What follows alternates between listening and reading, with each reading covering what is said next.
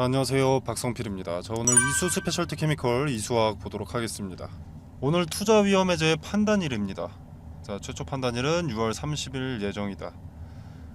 자, 제가 이전에 설명드렸던 내용이죠. 투자 위험 판단일에 요 해제 요건 세 가지 중에서 모두가 해당되지 않을 경우에 다음날에 해제되는 것이다. 그래서 이 조건 중에서 기준이 가장 낮은 가격까지 주가가 상승을 하더라도 투자 위험은 해제되기 때문에 이 판단일인 6월 30일은 급등할 것이다 라고 말씀을 드렸습니다. 자, 딱 나왔죠. 자, 세 가지 조건 중에서 가장 낮은 조건이 이겁니다. 3번 조건인데 15거래일 중 6월 30일이 됐을 때 최근 15거래일 중 종가가 최고가여선 안 된다죠. 자, 그래서 43만 6,500원 이야기만 하면 투자 위험은 해제가 됩니다. 근데 30만 원이니까 당연히 급등의 가능성이 높았던 거죠. 제가 이런 투자 위험이나 경고는 늘 힌트가 된다라고 말을 하죠. 단기 관점에서 분할을 전제로 매매했을 때 어디에 추가 매수를 해야 되고 어디에 분할 매도해야 되는지 그 근거들이 투자 위험이나 경고 이런 딱지가 있을 때는 상대적으로 쉽게 힌트를 파악할 수가 있는 겁니다. 이 투자 위험 해제 판단일이라는 힌트를 신규 진입 관점에서 봤다고 하더라도 하루 만에 17%, 18%가량의 수익을 가져갈 수 있었던 거죠. 자, 그리고 다음에도 이런 또 한 번의 힌트가 있습니다. 이 투자 위험이 해제되면 투자 경고 딱지로 한 단계 내려가죠. 투자 위험 재지정과 동시에 이 투자 경고 해제 요건이 나오게 됩니다. 재지정 요건과 투자 경고 해제 요건. 자, 이것들도 당연히 힌트가 됩니다. 이때도 매일 계산을 해보고 올라도 상관없는 날이 있을 겁니다. 유통 주식 수가 적고 개인들이 물량을 제각각 꽤나 보유하고 있기 때문에 이런 이벤트가 있는 경우에는 주가에 다소 직관적으로 좀 반영이 됩니다. 별다른 속임수가 나타나지 않는다라는 거죠. 물론 예단하고 매매하면 안 되고요. 잘 계산을 해보시고 당일 주가의 변동과 가장 중요한 거래를 보고 판단을 해야겠죠. 이런 식으로 계속 저점을 높이고 있다던가 오늘의 분봉입니다. 스페셜티 케미컬에 이런 식으로 계속 저점을 높이고 있다던가 아니면 의미 있는 자리에 지지가 수렴이 된다던가 뭐 대량 거래를 동반해서 갑자기 이렇게 올려준다든지 근거가 더해졌을 때 매매하면 단기 수익이 짭짤할 겁니다. 자, 그리고 간과하시면 안 되는 게 투자 위험을 뗀다고 하더라도 승승장구하진 않습니다. 딱지 떼져도 투자 경고입니다. 그리고 투자 위험 재지정 요건까지도 있고요. 여기서 또 급등해서 기준치를 초과하면 투자 위험인데 그럴 거면 굳이 투자 위험을 현재 뗄 필요도 없었겠죠. 가격 조정은 계속해서 이뤄진다. 가격 조정이 아니라 가격 조정은 이뤄졌다고 하더라도 기간 조정은 계속 동반된다라는 겁니다. 그러니까 쉽게 말씀드려서 오늘의 상승세를 계속해서 이어간다라고 예단해서는 안 된다는 겁니다. 오늘은 판단일의 마지막 날로 해제 요건의 조건보다 주가가 상당히 많이 낮아져 있기 때문에 투심 관리 차원에서 주가를 반등시켰다라고 볼 수가 있는 겁니다. 상승세가 이어지더라도 분할 매도 관점에서 매도 관점이죠. 어쨌거나 분할 매도 관점에서 접근하는 게 맞고요. 이후에 주가가 다시 투경을 떼기 위한 조정이나 횡보의 스탠스를 취한다면 그때 저점을 파악하고 지지를 확인하고 매수 관점에서 다시 접근하는 게 옳다라고 봅니다. 저는 가치 없는 매력 없는 종목의 매수 관점에서 보라는 말을 하지 않습니다. 원래 이수 스페셜티 케미컬의 가치가 높으니까 분할 매수, 분할 매도를 전제로 매매하면 수익성이 높아지기 때문에 매수 관점도 좀 말씀을 드리는 겁니다. 자, 그리고 삼성 SDI 창립 기념식이 있었죠. 자, 창립 기념식에 이것을 얘기할 가능성이 제가 높다라고 말씀을 드렸었는데 삼성 SDI 창립 기념식에 전고체 배터리 파일럿 라인에 대해서 구축을 완료했다라고 발표를 했습니다. 자, 그리고 하반기 시제품 생산을 앞두고 있다.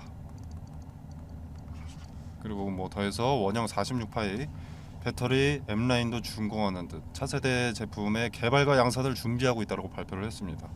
자, 46파이라는 것은 2170 배터리 말고 기존에 쓰던 4680 배터리 말하는 거죠.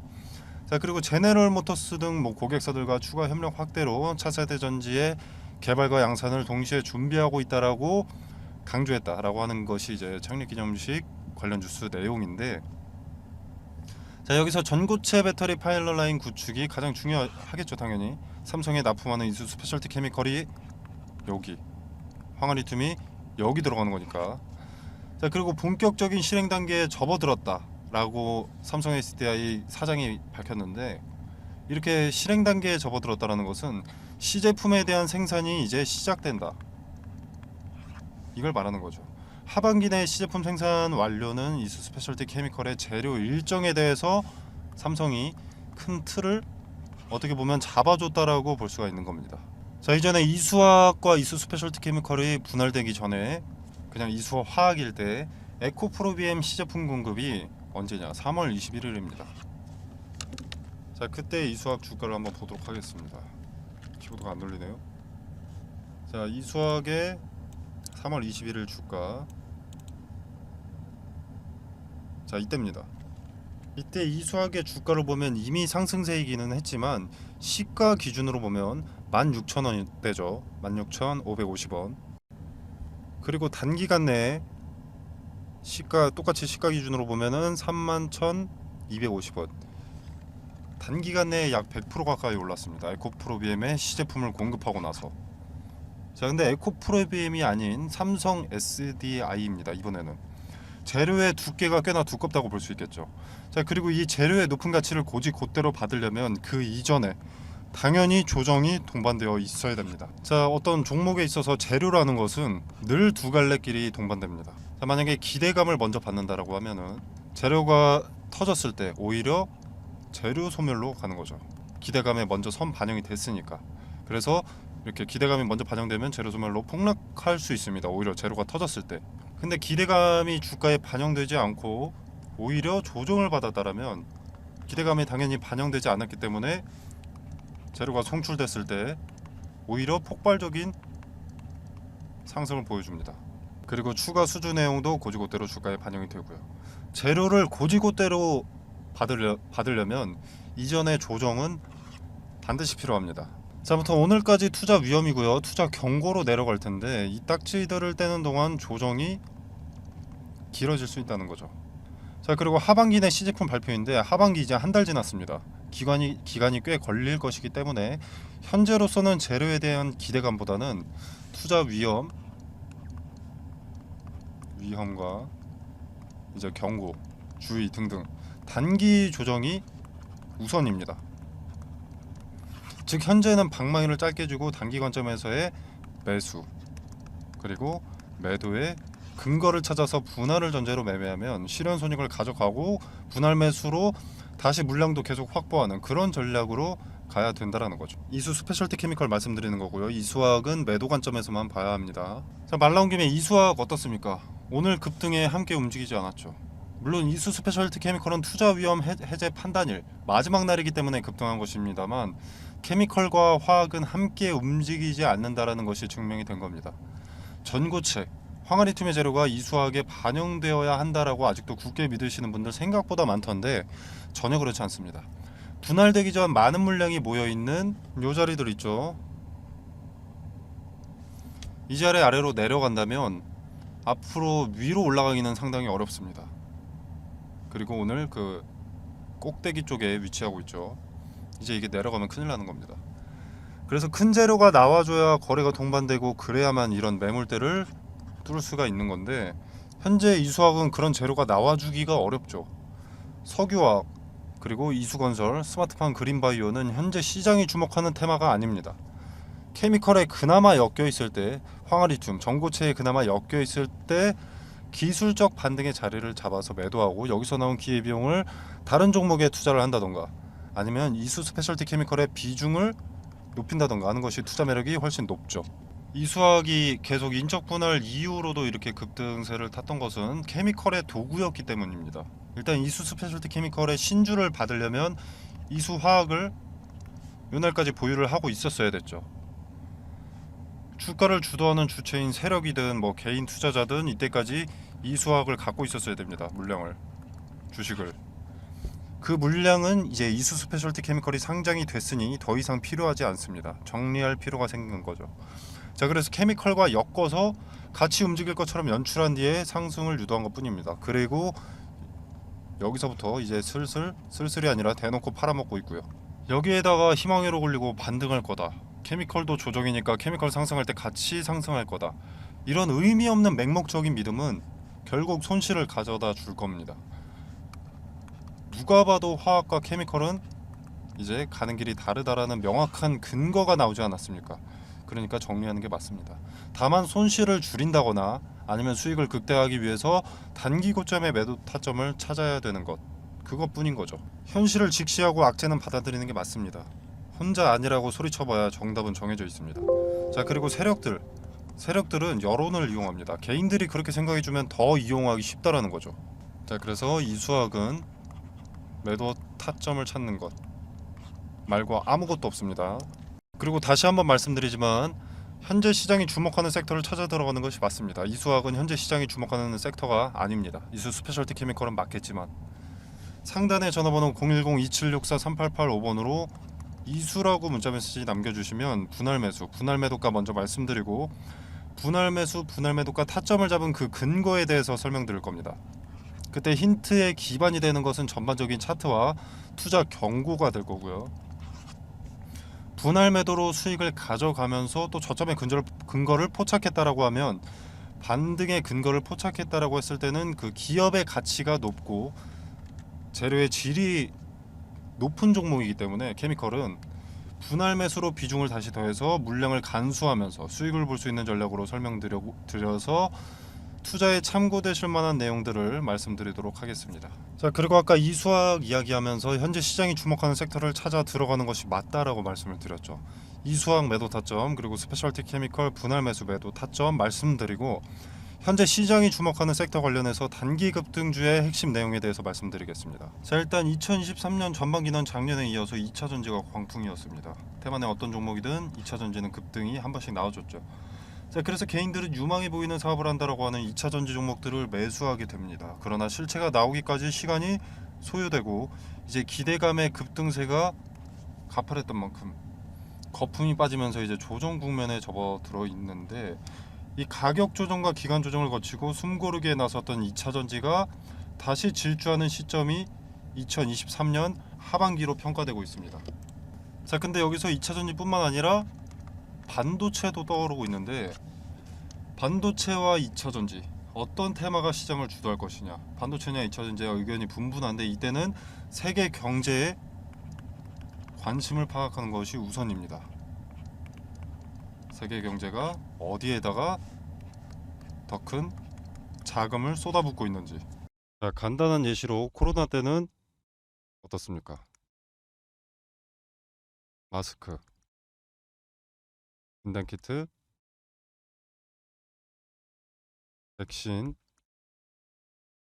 치료제, 이것들이 강세였죠. 전 세계가 주목하고 필요했던 테마니. 자, 국내 같은 경우에는 병상이 수혜를 입기도 했었는데 이거는 각 국가별로 확진자 수가 다릅니다. 그리고 땅덩어리가 다르죠. 자, 그래서 공통 사항이 될 수 없기 때문에 일로는 자금이 투입될 수가 없었습니다. 코로나 때는 요 마스크, 진단키트, 백신, 치료제가 전 세계가 필요로 했던 것이기 때문에 요 네 가지의 수급이 올릴 수밖에 없었던 거죠. 자, 그리고 다른 예시를 하나 들어보겠습니다. 자, 우리 러시아와 우크라이나가 전쟁이 났을 때 이때는 일단 곡물과 사료에 수급이 몰렸는데 일단 러시아와 우크라이나가 곡창지대입니다. 곡창지대인 두 국가가 전쟁을 해버리니까 곡물 수출이 나가야 되는데 수출 길이 막혀버린 거죠. 그래서 곡물과 사료값의 상승으로 이어졌고 이 곡물과 사료값의 상승은 우리의 필수 소비재인 식자재 값의 상승으로 이어졌습니다.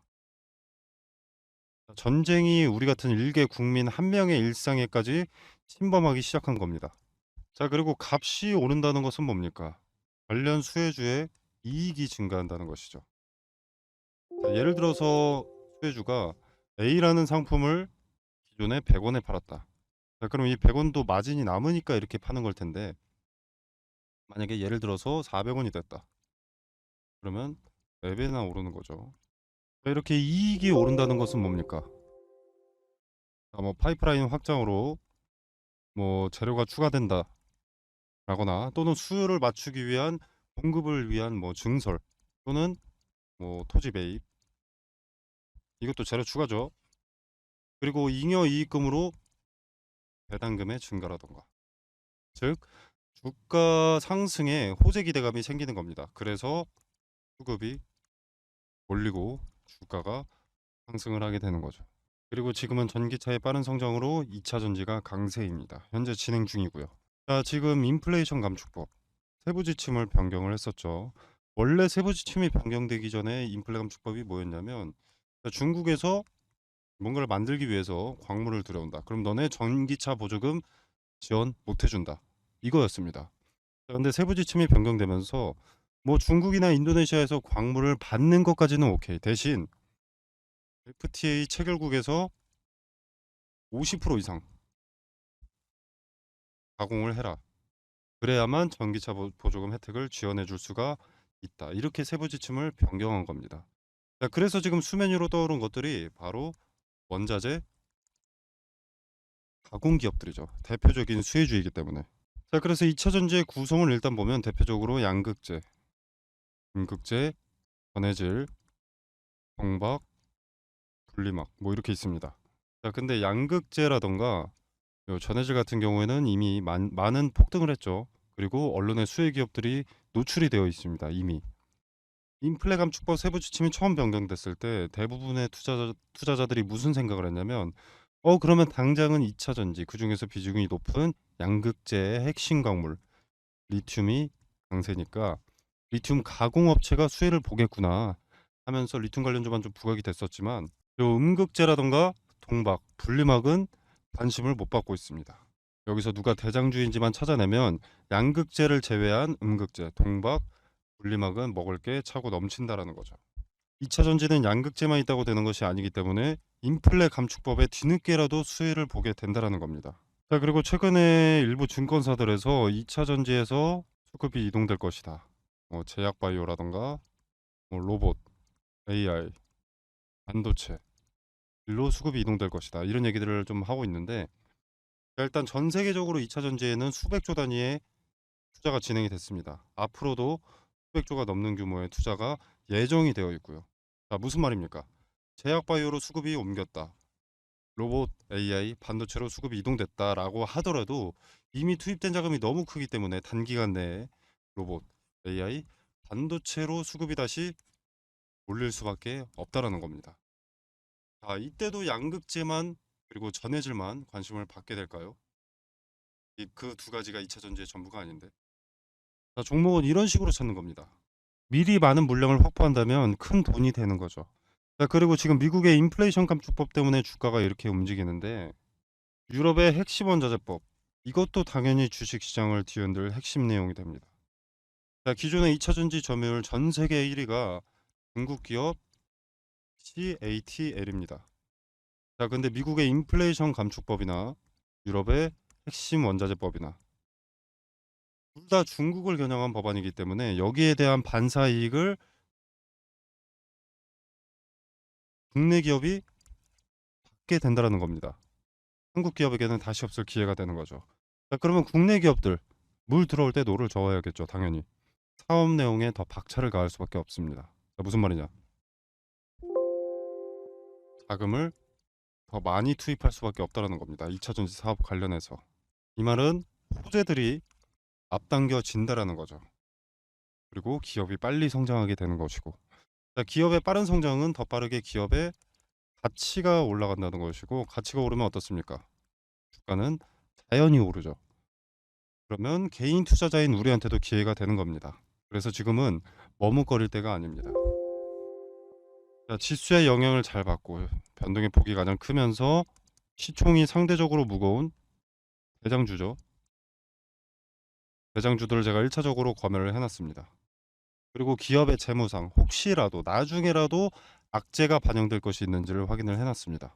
그리고 뭐 전환사채나 신주인수권 부사채로 장난치는 기업인지 파악을 해뒀고요. 최대 주주들의 과거 이력에 대해서도 좀 조사를 해뒀습니다. 그리고 인플레 감축법의 수혜를 받기 위해서는 국내에서 가공하는 기업이면 전혀 상관이 없는데, 만약에 주거래 업체한테 가공을 받아서 온다라고 하면은 FTA 체결국인가, 이것도 중요하기 때문에 이 부분까지도 체크를 해뒀습니다.